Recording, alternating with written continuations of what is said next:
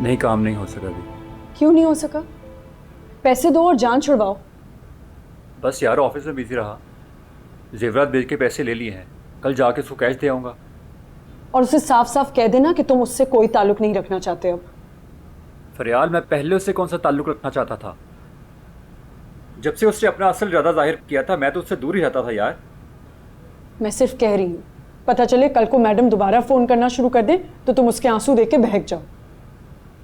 मुझे लगता है तुम्हें मुझ पर भरोसा ही नहीं है। तुम्हें तो यही शक है कहीं सारे पैसे लेकर भाग न जाऊं उसके साथ। इसमें नाराज होने की कोई बात नहीं है। कोई भी बीवी इतना शक कर सकती है अपने मियाँ पे जो उसे एक दिन आके बताए कि कोई लड़की उसके पीछे हाथ धो के पड़ गई है, लेकिन मियाँ ने तो जवाब में उसे घास भी नहीं डाली।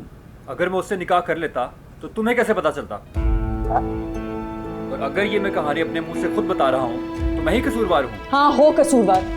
अगर तुम अपनी महबूबा के टुकड़ों पे ना पल रहे होते तो ये नौबत ही ना आती।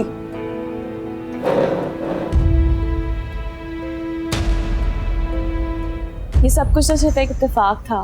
बैडमिंटन में सिर्फ अपने शौक के लिए खेलती थी, लेकिन जब मुझे मेरे कोच ने कहा कि मुझे बैडमिंटन चैंपियनशिप के लिए खेलना चाहिए तो मुझे लगा कि वो शायद मजाक कर रहे हैं, लेकिन उनके बार बार इसरार करने पे मुझे अंदाज़ा हुआ कि वो कितना सीरियस है इस बात को लेकर। आखिर में आप हमारे नौजवानों को कोई पैगाम देना चाहेंगी? जी, जब मैं चैंपियनशिप के लिए तैयारी करी थी मुझे याद है मेरे कोच ने मुझे एक बात कही थी। उन्होंने कहा था कि आज से 20 साल बाद जो मैंने किया होगा मुझे उसका ख्याल नहीं आएगा, बल्कि जो मैंने नहीं किया होगा मुझे उसका पछतावा होगा। तो मैं नौजवानों से यही कहूँगी कि अपने सारे ख्वाब पूरे करें ताकि उन्हें कभी पछतावा ना हो। आपका इतना कीमती वक्त देने का बहुत बहुत शुक्रिया। All the best. Thank you.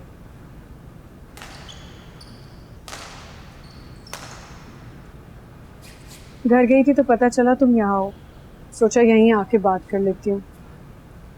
ऐसी भी क्या ज़रूरी बात थी? बात तो कुछ खास नहीं है। अच्छा, तुमने उस बारे में सोचा जो मैंने तुमसे कहा था? नहीं, और ना मैं इस बारे में कुछ सोचना चाहती हूँ। फलक, मुझे लग रहा है कि सुहेल का किसी लड़की से चक्कर है। क्या?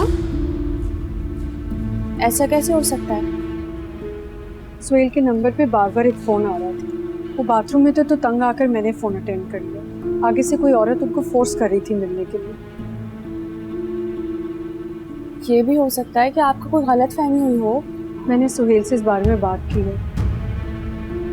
वो कह रहे थे कि उनकी कोई पुरानी कॉलीग है और उनमें काफ़ी इंटरेस्टेड है, लेकिन वो उस नज़र से नहीं देखती। मेरा भी यही ख्याल है। सुहेल भाई आप पर और फहद पर अपनी जान छिड़कते हैं, वो ऐसा कभी नहीं कर सकते। अल्लाह करे ऐसा ही हो। लेकिन तुम मुझे खुद बताओ फलक, अगर कोई औरत इस तरह हाथ धो के पीछे पड़ जाए तो कौन मर्द दूर रहेगा? सुहेल भाई दूर रह रहे हैं ना वो, मगर आपने तो अपने जहन में एक खाका बना रखा है जिसमें आप हर मर्द को डाल देते हैं, और आप सुहेल भाई को भी सांचे में डालने की हर वक्त कोशिश करती रहती हैं।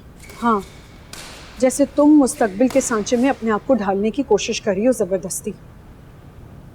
अब आप कहाँ की बात कहाँ मिला रही हैं? हाँ तो सही तो कह रही हो। जिस शख्स के लिए तुम सब कुछ छोड़ आई हो, कहाँ है वो तुम्हारे पास? मैं इस उम्मीद से हूँ कि वो वापस आएगा एक दिन। उम्मीद तो मुझे भी यही है कि सुहेल और उस औरत का कोई चक्कर ना हो, लेकिन अगर ऐसा ना हुआ तो मेरे पास तो कोई जवाब नहीं। इसी तरह तुमने उम्मीद बांधी हुई है कि शम्स एक ना एक दिन वापस आ जाएगा, और अगर वो ना आया तो तुम्हारे पास भी जवाब नहीं। आपने घर वालों को ये बात बताई? नहीं, और ना ही तुम अम्मी अब्बू से इस बात का जिक्र करना, खामखा परेशान हो जाऊंगी। मैं खुद ही इस मामले को निपटती हूँ। तुम अपनी फिक्र करो, अगर पढ़ना चाहती हो तो एग्ज़ाम्स की तैयारी करो, और अगर तुम चाहो तो मैं तुम्हारे लिए कोई अच्छा सा लड़का ढूंढूं। मैं घर जा रही हूँ, आपको चलना है? फलक, मैं नहीं चाहती कि 20 साल बाद तुम पछताओ।